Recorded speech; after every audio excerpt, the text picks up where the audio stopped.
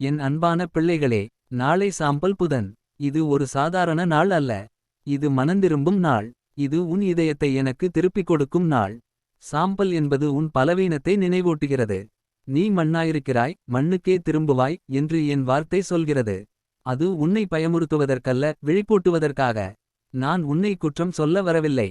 நான் உன்னை திரும்ப அழைக்க வருகிறேன். நீ சோர்வடைந்திருக்கிறாய். நீ உள்ளுக்குள் காயமடைந்திருக்கிறாய். ஆனால் இந்த சாம்பல் புதன் நாளில் உன் வாழ்க்கையின் பழைய பிழைகளை சாம்பலாக்கி புதிய கிருபையை நான் ஊற்றுவேன். உன் இதயத்தை கிழி, உடைகளை அல்ல.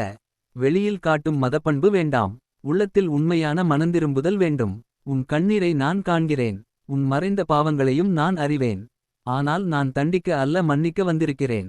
40 நாட்கள் உன்னை சுத்திகரிக்க நான் கொடுத்திருக்கிறேன். இந்த காலம் உன்னை தாழ்மையாக்கவும், ஜெபிக்கவும், நோன்பு இருக்கவும், அன்பை செய்யவும் அழைக்கிறது. இன்று நீ தீர்மானி.